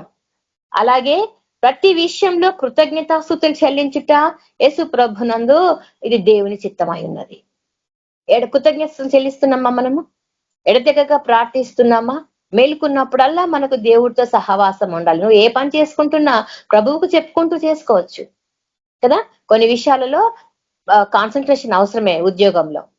ఆ తర్వాత ప్రభుతో మాట్లాడుకుంటూనే ఉండాలి. ప్రభా నాకు ఏదో ఇట్లా జరిగింది, ఏమైపోతుందో, నేను దీని విషయమే నీ దగ్గర మొరపెట్టుకుంటున్నాను, కార్యం జరిగించి ప్రభా. నీ కంటిన్యూటీ అనేది కలిసిపోవాలన్నమాట నీ జీవిత ప్రయాణంలో. అలాగే ప్రతి సమయంలో కృతజ్ఞతాస్తుతులు. ఈరోజు ఉదయం నేను పొద్దున లేచి ప్రభు స్తుతించుకుంటున్నాను అంటే ఇది నీ కృప, నీకు కృప. నన్ను మేలుకొల్ప చేసిన ఉదయకాలం నీతో మొదలు పెడుతున్నాను యేసయ్య. నీ యొక్క పరిచర్యలో, నీ యొక్క సన్నిధిలో నా హృదయంలో కుమ్మరించుకుంటున్నాను. ఈ దినమంతా నన్ను నడిపించేవాడవు నీవే, క్షేమంగా నన్ను ఇంటికి నడిపించేవాడవు కూడా నీవే. అదేవిధంగా నా కుటుంబ సభ్యుల విషయంలో, నా అన్నదమ్ముల విషయంలో, నా ఫ్యామిలీస్, నా ఇరుగు పొరుగు వారు, వీరి విషయంలో ముక్తసరిగా కూడా చెప్పొచ్చు మనకు టైం లేదు అనుకున్నప్పుడు. అట్లాగే ఆత్మను ఆర్పకుడి దేవుని చిత్తం నెరవేర్చాలి అంటే మనలో ఉన్న పరిశుద్ధాత్మ దేవుడిని ఎప్పుడు వెలుగుతూనే ఉండాల. ఆత్మను ఆర్పకండి అంట. అలాగే ప్రవచించుటని నిర్లక్ష్యము చేయకండి. ప్రవచించడం మీ యవనులు ప్రవచించేద్దరు, మీ వృద్ధులు కలలు కందురనుంది. యవనస్తులు పరిచర్యలో మరి ప్రవచనాలు ఇస్తున్నారా? ప్రవచనలు సిద్ధపడుతున్నారా వాళ్ళు? మొదటి తెస్సలోనికల పత్రికలోనే ఇవన్నీ 5వ అధ్యాయంలో 14వ వచనం నుంచి 20వ వచనం వరకు. ప్రభువైన యేసు మనకు రక్షకునిగా అంగీకరించినప్పుడు పరిశుద్ధాత్మ దేవుడు మన జీవితంలో ప్రవేశించింది. ఇది మన నమ్మకం కదా. విశ్వసించినప్పుడు మీరు పరిశుద్ధాత్మను పొందితిరా? ఒక ప్రశ్న. విశ్వసించినప్పుడు పరిశుద్ధాత్ముడు ఖచ్చితంగా మనం పొందుకున్నామనే మన నమ్మకం. మరి ఆ పరిశుద్ధాత్ముడు మనలో ప్రత్యక్షతలని చూడాలనుకుంటున్నాడు. మనలో ప్రత్యక్షతలు, మనము భాషలుగా మాట్లాడటము, యుక్తంగా ఎలాగో ప్రార్థించాలో ఆత్మయ్య మనకు నేర్పుతున్నాడు. యుక్తంగా ప్రార్థించుట, ఆ యుక్తంగా ప్రార్థించుటయే దేవుని చిత్తములోని ప్రార్థన. ఆ యుక్తంగా లేదు అంటే అది మన చిత్తంలో ప్రార్థన. అంటే మానవ రీతిగా, ఈ బాహ్య రీతిగా, ఈ లోకరీతి ప్రార్థన. యుక్తంగా ప్రార్థించుటకు మూలుగులతో కదా పరిశుద్ధాత్ముడు ఆ యొక్క మూలుగులతో మనలో నుంచి దేవునితో మాట్లాడుతున్నాడు. మనకు క్షేమం కోసం, సంఘ క్షేమం కోసం అయితే ప్రవచనం అవసరం. ఆపేక్షించాల. యవనస్తులు యవన కాడిని మోయిట ఎంతో మంచిది కదా. ముసలివారైనాక కాళ్ళు కనబడక కదా, కాళ్ళు నడవలేక, కళ్ళు కనబడక, మాట్లాడలేక, స్పష్టత లేక అప్పుడు ప్రయాస పడటం కన్నా యుక్త కాలంలో, యవన కాలంలో నీ యవన ప్రాయమును దేవుడి కార్యంలో నువ్వు గడిపితే అది ఎంత ధన్యత. దేవుని మహిమను కీర్తి కలుగుటకే కదా మనం ఇవన్నీ చేస్తున్నాము. ప్రజలకు విమోచనం కలుగు నిమిత్తము ఈ ఆత్మ మన స్వాస్థ్యమునకు సంచకరువు ప్రింట్ అన్నమాట. అదొక బాండ్, అదొక స్టాంప్ అన్నమాట. యుక్తంగా దేవుని మహిమ కొరకు, ఆయన కీర్తికి కలుగుట కొరకు ఆయన సంపాదించుకున్న ప్రజలకు విమోచనము కలుగు నిమిత్తము ఈ ఆత్మ మన స్వాస్థ్యమునకు సంచకరువుగా ఉన్నాడు. ఎఫెసీల పత్రికలో ఉంటుంది, మొదటి అధ్యాయం 14వ వచనంలో. He is a stamp for our ministry. Stamp అన్నమాట. అది ఎవరికంట? దేవుడి మహిమ కొరకే జరుగుతుంది. కాబట్టి ప్రభువైన యేసు విశ్వాసులందరికీ పరిశుద్ధాత్మని దేవుడు వాగ్దానం చేసిండు. ఆయన చిత్త ప్రకారం జరిగించాలి అంటే ఆ పరిశుద్ధాత్ముడు ఉండాల్సిందే. ఆ పరిశుద్ధాత్మ పూర్వకంగా మనం భాషలో ప్రార్థించాల్సిందే. ప్రభు సన్నిధికి సమీపంగా మనము సంపూర్ణ సమర్పణతో ఉండాల్సిందే. అనుదినము ఎడదగగా ప్రార్థన చేస్తూ ఉండాల్సిందే. ప్రతి విషయంలోనూ కృతజ్ఞతాస్తుతులు చెల్లించాలా. అప్పుడే మన తండ్రి మన యొద్దకు వస్తున్నాడు. యుద్ధ శూరుడు ఆయన. మనం ఈ లోకరీతిగా లోకంతో యుద్ధం చేస్తున్నామా, లేకుంటే దురాత్మ సమూహాలతో యుద్ధం చేస్తున్నామా అనే క్లారిటీ మనకు ఉండాలా. ఈ లోకరీతిగా కూడా మనకు యుద్ధం ఉంది, అలాగే ఆకాశ మండలం ముందున దురాత్మ సమూహాలతో కూడా మనం యుద్ధం చేస్తున్నాం. కాబట్టి మన ప్రార్థనలో పరిశుద్ధాత్మ సహాయము, బలమైన గాలి దిగి రావాల్సిందే. ఆ అగ్ని నాలుకలు మనల్ని తాకవలసిందే. అప్పుడే కదా మన ప్రార్థన యుక్తంగా ఉంటది. ప్రభువు చిత్తమునకు లోబడిన ప్రార్థనని మనం జరిగించుకుంటాం. అప్పుడే మనం మన తండ్రిని వేడుకుంటున్నప్పుడు ఎల్లప్పుడూ మనల్ని ఉంచటానికి ఆయన ఆదరణకర్తని మన కోసం పంపించింది. ఈ ఆదరణకర్త అంటే ఎవరు? సత్య స్వరూపియగు ఆత్మ. సత్యస్వరూపి, సత్యం ఎవరు? యేసు ప్రభు. అంటే యేసు ప్రభు యొక్క ఆత్మని మనకు తిరిగి పంపించింది ఆయన. పునరుద్ధానుడైన తర్వాత 50th డే కదా పెంతెకోస్తు అంటే. పునరుద్ధానుడైనాక 50th డే, ఆ పెంతెకోస్తు డే రోజే ఆ పరిశుద్ధాత్మను పంపించిండు. ఆయన పరలోకానికి వెళ్ళినాక పరిశుద్ధాత్మ దిగి వచ్చిండు. కాబట్టి ఇది మనకు యుక్తంగా మాట్లాడటానికి, యుక్తంగా ప్రార్థన చేయటానికి కూడా మనకు సహాయం చేస్తున్నాడు. ప్రభు యొక్క కార్యములను, మహిమ గల కార్యములను మనం విశదపరచాలంటే ఆత్మపూర్ణులై ఉండాల్సిందే. ఆత్మలో బలపడుతూ ఎదుగుతూ ఉంటేనే నువ్వు అంత్య దినమున లేపబడదు అంటున్నాడు యేసయ్య యోహాను సువార్తలో. ఆయన అంత్య దినమున వానిని లేపును. మరి అంత్య దినం వరకు లేపబడాలి అంటే ఆత్మలో నిత్యం ఎదుగుతూనే ఉండాలి. ఆయనని ఎరగాలంట. ఆయనని ఎరిగి ఉండాలి, తెలిసి ఉండాలి. యేసు ప్రభు నీకు తెలుసా అంటే కొంతమందికి అసలు ఆన్సర్ కూడా చెప్పడానికి రాదు. యేసు ప్రభు తెలుసా అంటే చాలా సార్లు ఇది కొంచెం ఆశ్చర్యపరుస్తుంది అనమాట. యేసు ప్రభు ఆయన బర్త్డే చేస్తారు, ఆయన డెత్ డే చేస్తారు, రిజరక్షన్ డే చేస్తారు. ఇవన్నీ ఆచారబద్ధంగా జరుగుతున్నాయి. కానీ అసలు మన పండగలలో మన ఆచారంలో యేసు ప్రభువే లేడు కదా. ఆయన బర్త్డేకి నువ్వు బట్టలు వేసుకోవడం ఏంటి? ఆయన బర్త్డేకి నువ్వు కేక్ కట్ చేయడం ఏంటి? ఆయన బర్త్డేకి నువ్వు డెకరేట్ చేసుకోవడం ఏంటి? అంటే ఇది నీ కోసము, నీ స్టేటస్ చూపించు. ఆయన కోసం అంటే నీతి కార్యములు జరిగించాలి కదా. యేసు ప్రభు నామంలో ఎంతమంది అయితే అవసరతలో ఉన్నారో వారి అవసరం తీర్చటమే నీతి కార్యములు. ఆయన బర్త్డేని అట్లనే సెలబ్రేట్ చేసుకుంటారు ఇప్పుడు. ఈ మధ్య కాలంలో ఇప్పుడు కొత్త ఫ్యాషన్. ఆయన బర్త్డే రోజు లేదా మన బర్త్డే రోజు కూడా బీదలకు సహాయం చేయటం కొంచెం ట్రెండ్ మార్చుతున్నారు అనమాట జనాలు. మనం తినుకోవడం కాదు, వేరే వాళ్ళకు ఆ రోజు జ్ఞాపకం చేసుకుంటూ తినిపించటం అని. ఆయన మన జీవితంలోనికి ప్రవేశించిన రోజు నుండి పరిశుద్ధాత్మ దేవునితో మనం ఎలా సంబంధాన్ని కొనసాగించుకోవాలో అనేది మనపై ఆధారపడి ఉంది. మనం బలంగా ఉన్నామా, బలహీనంగా ఉన్నామా, జస్ట్ ముక్తసరిగా ఉన్నామా, లోకం కోసం ఉన్నామా కదా. పక్కనోడిని చూసి మనం కూడా పులిని చూసి నక్కవాత పెట్టుకున్నది అన్నట్టుగా, పక్కనోడు బలంగా ఉన్నాడు, బలమైన సేవ చేస్తున్నాడు, నేను కూడా వాళ్ళలాగా చేయాలని చెప్పి ముందుకెళ్తున్నాం. కానీ సిద్ధపాటు లేదు, పరిశుద్ధాత్ముడి ఆ స్టాంప్ లేదు మన మీద, ఆ సంచ కరువు అంటాం కదా, ఆ ముద్ర పడలేదు. ఆ ముద్ర లేకుండా పనిచేస్తుంటే సాతానికి చిక్కుతుంది. ఎందుకంటే అది ఎవరిని మీద మనకి కనిపెట్టుకున్నది, పరిశుద్ధాత్మ ముద్ర లేని వాడిని ఈజీగా మింగేస్తుంది. కాబట్టి సహాయం చేద్దామని వెళ్ళినటోడు మునిగిపోతున్నాడు. ఎందుకు అంటే సరి అయిన సిద్ధపాటు లేక. ఇలాంటి వాళ్ళని గురించి మనం జ్ఞాపకం చేసుకుంటున్నప్పుడు కదా, పరిశుధాత్మ దేవుడు మనలో ప్రతి ఒక్కరిలో నివసిస్తున్నాడు అన్న సంగతి మనకు తెలియాల. ఖచ్చితంగా నాలో పరిశుధాత్మ దేవుడు ఉన్నాడు కాబట్టి నేను ధైర్యంగా ముందుకు వెళ్తున్నాను. ఆ కార్యం జరిగించిన మన పరిశుధాత్ముడు ఆత్మకు మనం విధేయతతో మన జీవితాన్ని అప్పగించుకుంటే, మనం జీవించితే ఆయన మన జీవితాల్లో సాక్ష్యాలని ప్రవాహముగా తీసుకొస్తాడు. సాక్ష్యాలని ప్రవాహముగా అంటే ఒక రోజు ఒక్క సాక్ష్యం చెప్పడానికి మనం ఆలోచిస్తుంటాం, ప్రవాహం వల్లే మనకు సాక్ష్యాలు వస్తుంటాయంట. అంటే రోజు ప్రతి నిమిషం, ప్రతి గంట, ప్రతి గడియ మనలో చేసే గొప్ప కార్యాలు పరిశుద్ధాత్మ వలన మనం చేస్తున్న కార్యములు దేవుడికి ఒక లిస్ట్ పంపిస్తూనే ఉంటాం అన్నమాట. ఎందుకంటే అంత గొప్ప కార్యం ఆయన మన ఈ జీవితంలో జరిగిస్తున్నాడు. తర్వాత అంతముగా ఆ దినమందు మనం లేపబడుతున్నాం అంటే అదేంటి, యేసు యొక్క సారూప్యంలోనికి మనము రూపాంతరం చెందుతున్నాం. ఆ రోజు వరకు దేవుడు మనల్ని ఆ యొక్క స్టాంప్ కదా, ఆ ముద్ర వేసి, పరిశుద్ధాత్మ ముద్ర వేసి యేసు కొరకు మనల్ని వేరు చేసి పెట్టుకున్నాడు, ప్రత్యేకపరుచుకున్నాడు. కాబట్టి మనం లక్ష్యాన్ని చేరుకోవాలి అంటే, మన లక్ష్యం చేరుకోవాలి అంటే ఖచ్చితంగా అది దేవుని యొక్క నడిపింపుతో, పరిశుద్ధాత్మ కార్యములతోటే మనము జరిగించగలము. ఎందుకంట దేవుడి కార్యములని చేస్తున్నప్పుడు మనకు సంతోషము, చాలా సంతోషం వేస్తుంటది. ఎందుకంట ఎక్కడో లోటు కనపడుతుంది, ప్రభా సరిచేయని చెప్పి ప్రతి నిమిషం మనల్ని మనం ఇవాల్యుయేట్ చేసుకుంటూ ఉంటాం. మనము ఇవాల్యుయేట్ చేసుకుంటాం. ఎందుకంటే మనం ఎట్టి పరిస్థితుల్లో కూడా పరిశుద్ధాత్మని దుఃఖపరచము, ఆయనని సంతోషపరుస్తుంటాం. ఎల్లప్పుడూ ఆయన సారూప్యంలోనికి మార్చబడుతున్నాం రోజు రోజుకి. కాబట్టే ఆ కార్యం మనలో జరుగుతున్నాయంటే మనం ప్రభువు చిత్తాన్ని దాదాపుగా జరిగించుకుంటున్నాము అని అర్థం. ప్రభు చిత్తాన్ని యేసు ప్రభువు శిలువపై ఎలా దప్పిక కొన్నాడో ఆ దప్పిక మనకు ఉంటది అనమాట. ఆ దప్పిక ఏంటంట, ఎంతో మంది ప్రభు ఇంకా విడిపోయి చెడిపోయి పడిపోయి ఉన్నారు, వాక్యం వారిలో పని చేయటం లేదు, వాళ్ళు ఉజ్జీవింపబడాలా, వాళ్ళు కూడా ఉజ్జీవంలోనికి రావాలా, మనలో ఆ యొక్క ఆత్మ ఆ దప్పిక ఉండాలంట.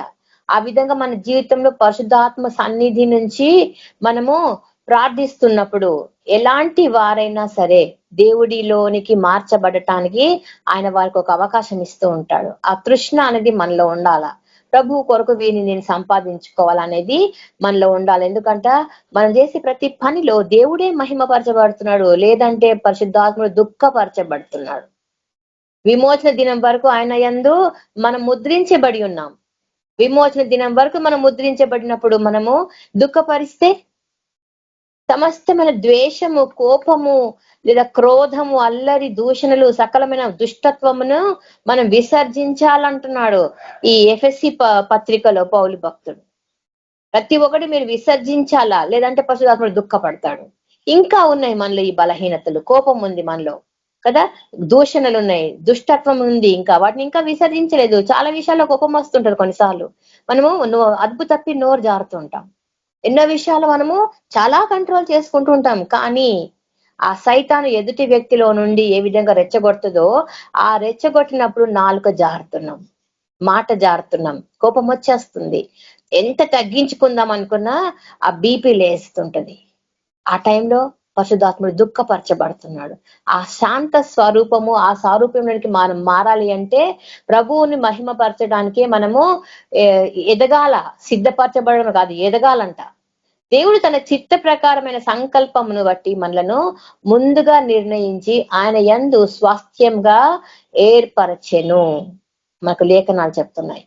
తన చిత్త ప్రకారమైన సంకల్పమును బట్టి మనలను ముందుగా నిర్ణయించి ఆయన యందు స్వాస్థ్యంగా ఏర్పరచెను. కాబట్టి మనం ఏ కార్యం చేస్తున్నా ప్రభు చిత్తము కొరకే, ప్రభు చిత్తానికి లోబడే. ఎందుకంటే ఆయన చిత్తం ఏంటి ఇప్పుడు మనకు తెలిసింది కదా.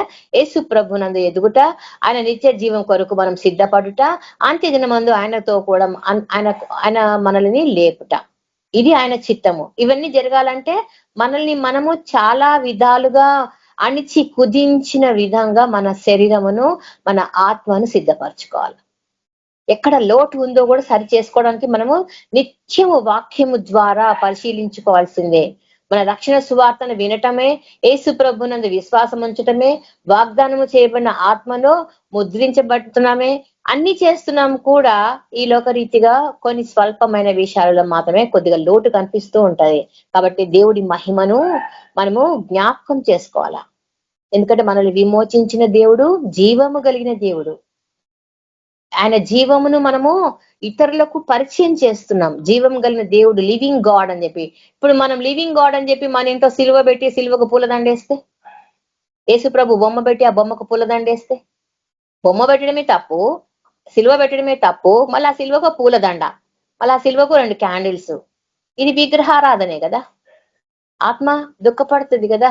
మేము ఎంత పని తప్పు ఏం చేయట్లేదు కదా, మేము వేరే దేవుళ్ళని మేము పూజిస్తలేం కదా, సిలువనే కదా, అక్కడ సిలువ మీద యేసుప్రభు బొమ్మ లేదు కదా, జస్ట్ సిలువనే కదా. అంటే అదొక చెక్క మ్రాను కదా. ఆ రోజులలో సిలువ మీద పనిష్మెంట్ అది. యేసు ప్రభు మోసిన సిలువ వేరే, అది ఆయన శ్రమలను మోసిండు, పాపంని మోసిండు ఆ సిలువ మీద. అందరూ సిలువ మీద చచ్చిపోయిన వాళ్ళందరూ దేవుళ్ళు కాదు కదా. ఇది మనం గ్రహించాలా. అట్కి దండలు వేయటము, ఫోటోలు పెట్టడము, మా ఇంట్లో చనిపోయిన అమ్మ నాన్న ఫోటోలు పెట్టినామంటే ఒక అర్థం ఉంది. ఎందుకంటే వాళ్ళు చనిపోయినరు. మళ్ళీ వాళ్ళకు క్యాండిల్స్, వాళ్ళకు పూలదండలు వేస్తుంటే వాళ్ళని మొక్కుతున్నట్టే కదా. వ్యక్తి పూజ అంటాం, వ్యక్తి పూజ. ఇది చేస్తున్నామా మనము? జ్ఞాపకం చేసుకోవాలి. ఏం తప్పు చేయట్లేదు ప్రభా, నేను చాలా పరిశుద్ధంగా నన్ను అనుకుంటున్నాను, కానీ ఇవన్నీ కూడా తప్పుల కిందికే లెక్క. ఆయన సారూప్యంలోనికి మార్చబడుతూ ఉండాలి, దినదినము ఇంకా ఎదగాలి అంటే ఇంకా వెనక్కి జారిపోతున్నారు చాలా మంది. ఆయన మహిమకు కీర్తి కలుగుటకై ఆయన ప్రజలకు విమోచనమును కలుగు నిమిత్తము ఈ ఆత్మ మన స్వాస్థ్యమునకు సంచకరువు అన్నాడు. కాబట్టి అది మనకు స్టాంపు, మనకు ఒక బ్రాండ్ అది. కాబట్టి ఆ ఆత్మకు మనం ఇచ్చే విలువ ఏంటి అంటే, ఆత్మలో మనము లీనమయటం, మాట్లాడటం, ప్రార్థన చేయటం, స్తుతియాగం చెల్లించటం, ఆయన వచ్చినప్పుడు ఆయనలాగా మనము మార్చబడతాం. ఇదొక గొప్ప ఆశ్చర్యమైన కార్యం. ఎందుకంటే లోకం మీద నివ్వెరపోయేటట్టు చూస్తుందంట. వీళ్ళు ఎట్లా మారిపోయినారు ఈ విధంగానే? ఎందుకంటే ఎవడైనాను అహంకారం కలిగి క్రోధము, కోపము ఇలాంటి దుష్క్రియలు దుర్గతికి పాలైపోతాయంట. వాళ్ళు దేవుడి విమర్శన దినమందు పక్కకు తేలిపోతారంట. కాబట్టి దేవుడి వాక్యం పైన విశ్వాసం ఉంచటం అనేది చాలా అవసరం. ఎందుకంటే పరిశుద్ధాత్ముడు తన చిత్తమును వాక్యము ద్వారా మనకు తెలియజేస్తున్నాడు. వాక్యం ద్వారా ఆ రోజులలో ప్రవక్తలు ఉండే వాళ్ళు, ఎప్పుడు దేవుడు వాక్కు పంపిస్తే ఆ వాక్కును తీసుకెళ్లి చాలా ధైర్యంగా ఆ రాజులకు, ఆ యాజకులకు, ఆ ప్రజలకు తెలియజేసేవారు. వాళ్ళు ఎక్కడ కూడా సాక్రిఫైస్ చేసుకున్నట్టు మనకు తెలియదు. ఎందుకంటే అంత బోల్డ్ గా అన్నమాట. దేవుడి విషయమైన దేవుడి వాక్కుని చాలా ధైర్యంగా, ఎన్ని అపాయములు వచ్చినా కూడా వెనుతిరగక ప్రవచించిన వారు వాళ్ళు. ఈ రోజులలో అలాంటి ప్రవచనం దొరకటం లేదు మనకు. అలాంటి ప్రవక్తలు ప్రతి నిమిషం దేవుడు మాట్లాడతలేడు. కానీ మనకు పరిశుద్ధాత్మ దేవుడు ఉన్నాడు. ఈయన అనుక్షణం మన హృదయాలతో మాట్లాడుతున్న దేవుడు. కాబట్టి ఆయన వాక్కు పైన మనం ధ్యానం ఉంచితే, ఆయన వాక్కును ధ్యానిస్తూ ఉంటే ఆయన రాకడకు మనము ఖచ్చితంగా సిద్ధపడతాము. ఆయన చిత్తంను నెరవేర్చాలి అంటే ముందు మనల్ని మనము సిద్ధపరచుకోవాలా. దేవుడికి చోజన్ పీపుల్, ఏర్పరచబడిన గుంపు కాబట్టి ఆయన వద్దకు మనం సమకూర్చబడుతుండాల ప్రతి దినము. అదే ఆ తెస్సలోనికల పత్రికలో చెప్తారనమాట.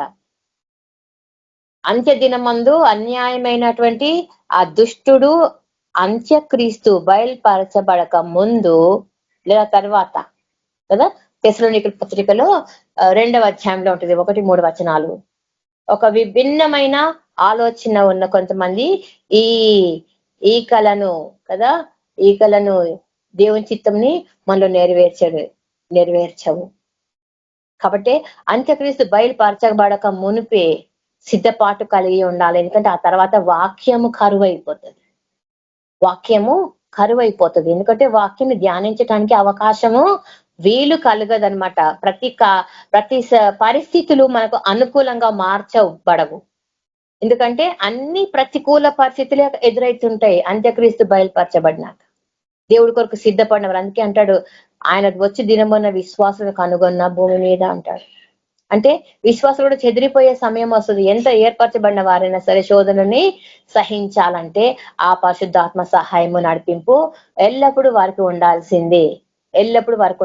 అందుకే మనం ఎడతెగక ప్రార్థించాలి, సంతోషంగా ఉండాలి, అలాగే సంతోషం కలిగి ప్రార్థించాలంటాడు. ఎందుకంటే ఆ సంతోషంలో కృతజ్ఞత ఉంది. మనం కృతజ్ఞతతో ఆ పాటలు పాడుకుంటూ ఆయనని మహిమపరుస్తున్నాము.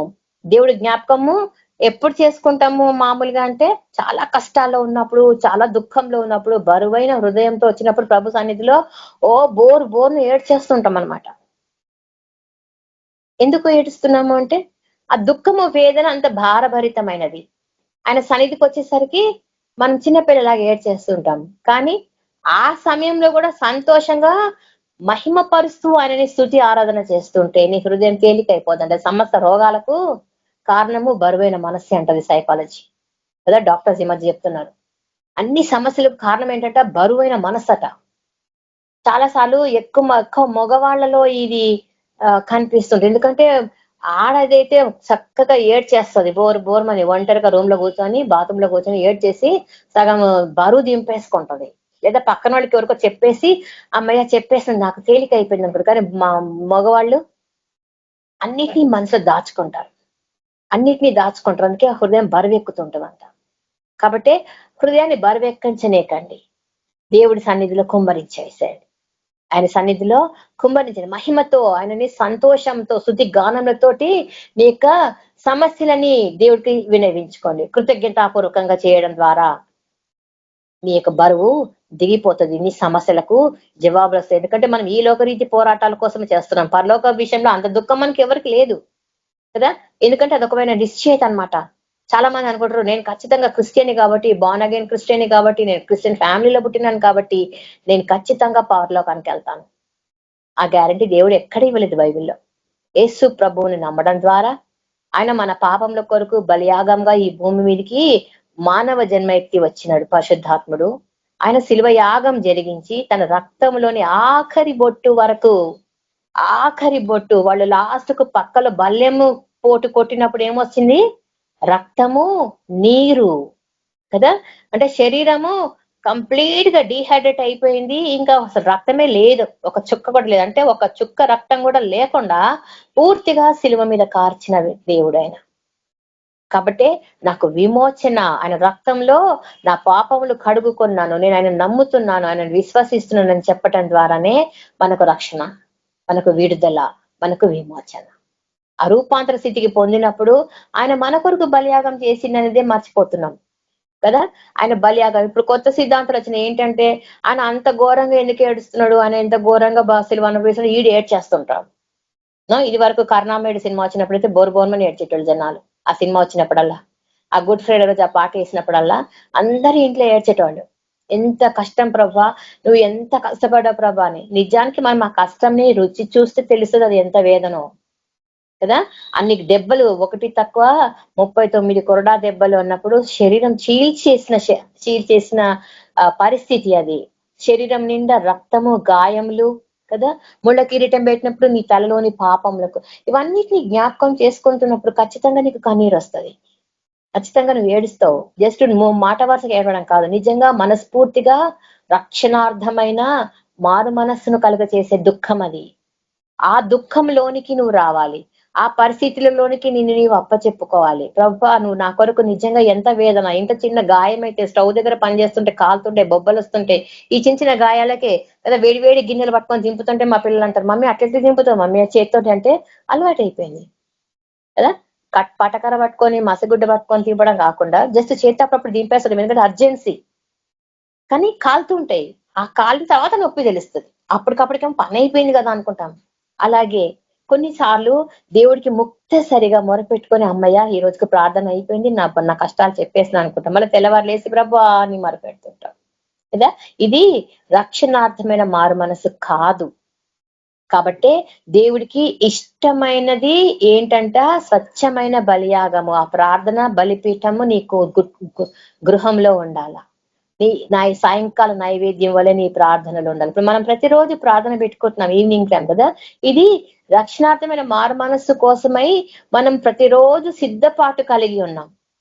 ప్రతిరోజు ఇది చాలా మంది లైట్ గా తీసుకుంటున్నారు కదా. మనకు కనెక్షన్స్ లేవని, తర్వాత మనకు అవకాశం లేదని, లేదా అంటే ఉద్యోగం చేసే వాళ్ళని మనం ఏం అనలేం, ఎందుకంటే వాళ్ళ ఎక్సెప్షన్ అన్నమాట. వారు ఉద్యోగం మానేసి వచ్చి కూర్చోండి అంటే కుదరదు, అది వాళ్ళకి ఉద్యోగం కూడా ముఖ్యమే, జీవనోపాధి. లేని టైంలో కూడా ఉండొచ్చు. అలాంటి వాళ్ళు తర్వాత వాక్యం వినొచ్చు. మనం చూస్తుంటాం కదా, ఎంతమంది విన్నారు, ఎంతమంది లైక్ కొట్టిందని చూస్తుంటే ఒక్కరో ఇద్దరో కనబడుతున్నారు. అంటే మనం ఎవరికి పంచటం లేదా మన వాక్యంని. మనం వాక్యం చెప్పిన తర్వాత దానికి ఇతరులకు పంచితే వాళ్ళు వింటారు కదా. ఎవరు స్పీకర్ గా ఉంటే వాళ్ళు పంచవచ్చు వాళ్ళ వాక్యాన్ని, ఇతరులకు వాళ్ళ చుట్టాలకు షేర్ చేసుకోవచ్చు. ఇప్పుడు వాట్సాప్ అందరి దగ్గర ఉంది కదా, అందరూ వినాలా. ఎందుకంటే దేవుడి వాక్యము విరివిగా పంచి పెట్టబడాలా. ఒక్క రెండు చేపలు 5 రొట్టెలు కదా, అంతేనా. ఎన్ని గంపలు, ఎన్ని వేల గంపలు. మనం చేస్తున్న చిన్న కార్యక్రమం ఇది ఎంతో మందికి పంచి పెట్టొచ్చు. వాక్యమే కదా ఆహారం, ఇది పరలోకపు ఆహారం. దీన్ని పంచి పెట్టడానికి మనం వెనకాడకూడదు. ఇది దేవుడు మనకి ఇచ్చినటువంటి ఆధిక్యత కాబట్టి దీన్ని మనం వాడుకోవాలా. వాడుకోలేకపోతున్నాము అంటే అది మన అజ్ఞానం అంటాను నేను కదా. మన అజ్ఞానం. ఇట్లా కూడా చేయొచ్చా అని డౌట్ కూడా వస్తుంది కొంతమందికి. చేయాలి కదా. వాక్యం మనము చెప్తున్నది ఎంతమందికి, ఈ టీంలో ఒక 92 మంది ఉన్నారు, మరి 92 మంది ఎంతమంది చూస్తున్నారో మనకు తెలియదు కదా. డైలీ అయితే ఒక 8-9 మంది అయితే ఖచ్చితంగా ఉంటున్నారు. 8-9 మంది వింటే సరిపోదు కదా. ఈ 8-9 మంది 89 మందికి పంచుకోవాలి. వాక్యం వినడం ద్వారా దేవుడు కార్యం జరిగిస్తారు మన జీవితంలో. మనం ఇతరుల కొరకు ప్రార్థిస్తున్నాం కాబట్టి మన కార్యంలో ఆయన ముగిస్తూ ఉంటాడు. అందుకనే కష్టాల్లో ఎట్లా సంతోషంగా ఉండగలమని క్వశ్చన్ వేయద్దు. కష్టాల్లో కూడా సంతోషంగా ప్రార్థించుదాం. ఎందుకంటే మన మనస్సు ఏంటో దేవుడు తెలియాలి కదా. మనము వేషధారణలా ఉన్నామా, అప్పటికప్పటికి అవసరాల కొద్ది ప్రార్థనలు చేస్తున్నాం కదా, విజ్ఞాపనలు చేస్తున్నాం. అవసరం తీరిపోగానే అయిపోయింది, ఇప్పటికి అయిపోయింది, మళ్ళీ నెక్స్ట్ టైం సమస్య వచ్చినప్పుడు అప్పుడు చూద్దాంలే అనేటువంటి లేజినెస్ అన్నమాట, లెథార్జిక్ ఉంది మైండ్. కాబట్టి జ్ఞాపకం చేసుకుందాము, మనం ప్రార్థన మానేసామా, ప్రార్థన చేస్తున్నామా. టీంలో కొన్న 8 మంది ప్రార్థన చేస్తున్నారు, ప్రతిరోజు ఎవరో ఒకరు విజ్ఞాపనలు చేస్తున్నారు, ఓపెనింగ్ ప్రేయర్ ఉంటుంది కదా, ప్రభుని మహిమపరుస్తున్నాము. 8 మందేనా, ఇంకా ఉన్నారు కదా, ఇంకా చాలా మంది ఉన్నారు కదా. మరి వీళ్ళందరూ ప్రార్థన చేస్తున్నారు అంటే మనకు తెలియదు, ఎందుకంటే మనం చూడలేదు కదా. అనుకుందాం వాళ్ళు కూడా ప్రార్థన చేస్తున్నారని. ఇలా ఇంకా ఎంతో మంది చేయాల్సి ఉంది కదా. ప్రభుతో ప్రార్థన మానేస్తున్నామంటే దేవుడితో మాట్లాడటం మానేసినట్టే. కాబట్టి జాగ్రత్తగా మనము ప్రభు చిత్తము జరిగిస్తున్నామా లేదా, కష్టాలలో కూడా మనము ప్రభు యొక్క కార్యంను ముందుకు తీసుకెళ్ళటానికి ఆయన మనల్ని చెక్ చేస్తున్నాడు. ఆ దేవుడు అనుక్షణం గమనిస్తున్నాడు, మనం మాట్లాడే మాటను గమనిస్తున్నాడు. ఎందుకంటే మనం మాట్లాడిన ప్రతి మాటకి మనం జవాబు చెప్పాలి ఒక రోజు. కాబట్టి మీ దేవుడైన యెహోవా మీ మధ్య ఉన్నాడు, ఆయన శక్తివంతుడు అని చెప్పి జెఫన్యా గ్రంథంలో మనకుంటుంది ఒక మాట. నీ దేవుడైన యెహోవా నీ మధ్య ఉన్నాడు, ఆయన శక్తిమంతుడు, ఆయన మిమ్మును రక్షించును, ఆయన బహు ఆనందముతో మీ యందు సంతోషించును. మీ యందు తనకున్న ప్రేమను బట్టి శాంతము వహించి నీ యందలి సంతోషం చేత ఆయన హర్షించును. ప్రభువు మనల విషయంలో హర్షించాలంట, ఆయన సంతోషించాలంట. ఆయన చాలా ఆనందంగా మనల్ని చూసి గర్వంగా తలెత్తాలంట. లేదంటే ఈ క్యాండిడేట్ కూడా డౌన్ అనే అనే స్థితికి వచ్చేస్తున్నాం. దేవుడు ఆనందంతో ఎదురు చూస్తున్నాడు. ఒక మనిషి రక్షణార్థమైన మారు మనసు పొందితే పరలోకంలో బ్యాప్టిజం తీసుకున్నాక ఆనందం ఉంటుందంట. అక్కడ ఆనందించిన నిమిషంకే మళ్ళీ ఆ వ్యక్తి పడిపోతే, పడిపోవడమే కాకుండా ఆయన ఉన్నటువంటి మెంటార్ని కూడా పాడేస్తే కదా. ఇప్పుడు మనం ఎవరికి వాక్యం చెప్తున్నామో వాళ్ళు మన ద్వారా వాళ్ళు వాక్యం విని బలపడ్డారు. ఇప్పుడు వాడు పడిపోయింది, మనము పడిపోయినాం అనుకోండి కదా, దేవుడికి ఎంత దుఃఖం ఉంటది. ఏ విషయంలో మనము జాగ్రత్త పడాలా. కాబట్టి అనిత్య జీవమునకు వారసులగుటకు మనం పిలువబడి ఉన్నాం. కాబట్టి కృతజ్ఞత కలిగి స్తుతించాలి ఆయనని. కృతజ్ఞతతో ఆయనని స్తుతించాలా. ప్రార్థన స్థుతితోనే ప్రారంభించాలా, స్థుతితోనే ముగించాలా. ప్రార్థన స్థుతితోనే ప్రారంభించాలా, స్థుతితోటే ముగించాలా. ఎందుకంట ప్రార్థించే సమయం వరకు నీవు జీవంతో ఉన్నందుకు, ప్రార్థించే సమయంలో నువ్వు జీవంతో ఉన్నావు. ఇది చనిపోయిన వాళ్ళకు రాదు కదా ఈ అవకాశము. మనం జీవంతో ఉన్నాం కాబట్టి నిత్య మరణం నుండి మనల్ని దాటించిన వాని కొరకు మనము ఎంతో వేగిరపడుతూ ప్రార్థించడానికి, స్తుతించడానికి కూడా వేగిరపడాలంట. నేనని పోటీ పెట్టుకొని ఆయన స్తుతించే పరిస్థితిలోకి మనం రావాలా. ఎందుకంట మొదట ఆయన ఎంత శక్తిమంతుడో మనకు తెలుసు కాబట్టి, శక్తివంతుడైన దేవుడికి మనం మొరపెట్టుకుంటున్నాం కాబట్టి ఆ దేవుడు మన అవసరతలు అన్ని తీరుస్తున్నాడు కదా. ఆకాశ పక్షులకే ఆయన ఆహారం ఇచ్చిన దేవుడు, అడవిలోని పువ్వులనే ఎంతో సొగసైన పువ్వులుగా వాటికి మంచి వర్ణాలతో మంచి కలర్స్ తో డెకరేట్ చేసినట్టు సొలొమోన్ అంటాడు కదా, వీటిలో నేను ఒక్కదాని అయితే ఎంత బాగుండు అంటాడు. అంత అందమైన పువ్వులు కదా, గడ్డి పువ్వులకే అంత అందం ఇచ్చిన వాడు, పక్షులకే ఆహారం ఇచ్చిన వాడు మనకి ఇవ్వడా. మనం ఈ శరీరం కోసము కదా మన ప్రార్థనలు, మన విజ్ఞాపనలన్నీ కూడా ఆత్మ కొరకు మనం ఎప్పుడు చేస్తున్నాం. మన కుటుంబీకుల కోసం కూడా మనం ప్రార్థించాలా, స్తుతించాలా. అప్పుడే దేవుడు మన యొక్క ఆ కార్యములందు మనల్ని ఎంతగానో జ్ఞాపకం చేసుకుంటూ ఉంటాడు. కాబట్టి మనము ప్రభు యొక్క వాక్యంలో మనం ధ్యానిస్తున్నప్పుడు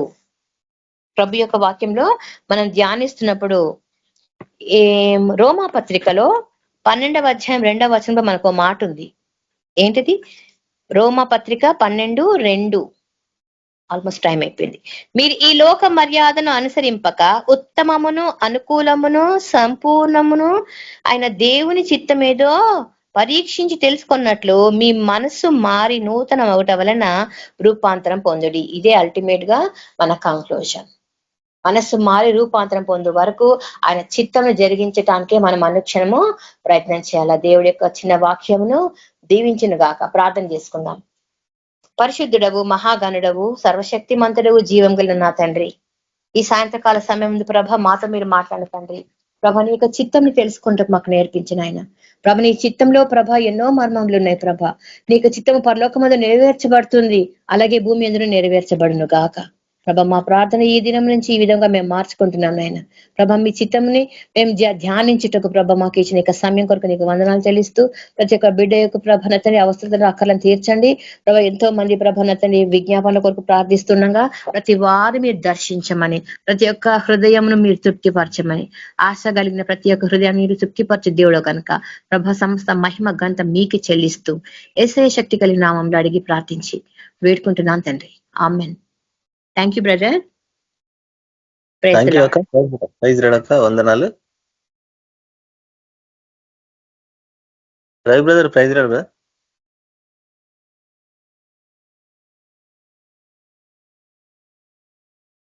రవి బ్రదర్ ప్రైజ్ రాడు.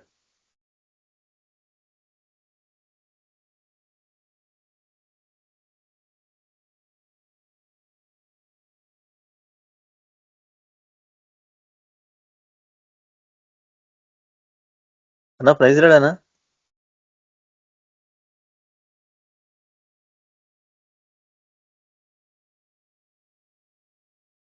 సరే. స్తోత్రములు పరిశుద్ధుడైన తండ్రి ప్రభువా, మీ పరిశుద్ధ నామానికి స్తోత్రాలు చెల్లిస్తుంటున్నాం నాయన. కృతజ్ఞత స్తుతులు అర్పిస్తుంటున్నాం ప్రభు. గొప్ప దేవుడా, సర్వశక్తిమంతుడా, జీవాధిపతి, అయినా అబ్రహాం, ఇసాకు, యాకోబుల దేవుడా, మాకు చాలిన దేవుడా, మీకే స్తుతులు, స్తోత్రాలు, కృతజ్ఞతలు అర్పిస్తుంటున్నాం నాయన. ప్రభా రాత్రి కాల సమయంలో వాక్యం ద్వారా మాతో మాట్లాడి ప్రభా నాయన మమ్మలను సరిచేయుటకు ఇచ్చిన ఈ యొక్క జీవాహారం మా హృదయాల్లో భద్రపరుచుకుని ప్రభా ఆయన అనేకులకు మేము పంచిపెట్టే వారిగా ఉండటకు సహాయం అనుగ్రహించండి. మీ ఆత్మ నడిపింపు దయచేయండి. అవును ప్రభా ఆయన ఆకాశ పక్షులను చూడుడి అన్నావు. అవి విత్తవు, కోయవు, కోట్లలో కూర్చుకున్నావు, కానీ మీ పరలోక తమ్ముడి వాటిని పోషిస్తున్నాడు. వాటికంటే మీరు శ్రేష్ఠులు కారా అని అవును ప్రభా మీరు అంటున్నారు. అవునా తండ్రి, మేము ఈ లోకంలో నశించిపోయే దాని గురించే మేము ప్రయాసపడుతున్నాం, కానీ అది ఎప్పటికైనా వదిలిపెట్టుకోవాల్సిందే ప్రభా. మనిషి అదొక్కటి మాత్రమే గ్రహించట్లేదు ప్రభా, కానీ అది గ్రహించే హృదయాన్ని మాకు అనుగ్రహించండి. మీ ఆత్మ నడిపింపు మాకు దయచేయండి. విన్న వాక్యాలను మా హృదయాల్లో భద్రపరుచుకొని ప్రభా నా తండ్రి అనేకులకు నీ ప్రేమను ప్రకటించడానికి సహాయం అనుగ్రహించమని వాక్యము చెప్పిన మీ దాసురాలను, కుటుంబాన్ని జ్ఞాపకం చేసుకొని ప్రభా వర్ధిల్ల చేయమని నాయన ఇక్కడ కూడిన మా అందరినీ ప్రభా మీ కృపలో భద్రపరచుకోమని యేసుక్రీస్తు నామములో ప్రార్థిస్తున్నాను తండ్రి, ఆమేన్. యేసు ప్రభు కృప, సమాధానము, పరిశుద్ధాత్మ నడిపింపు సకల పరిశుద్ధులకును ఇక్కడ కూడిన మనకు సదాకాలం తోడయండి నడిపించును గాక. ఆమేన్. అందరికి వందనాలు. Praise the Lord. Amen. Praise the Lord brother. అందరికీ praise the Lord. Praise Lord అందరికీ. అందరికీ ప్రైజ్ ది లార్డ్.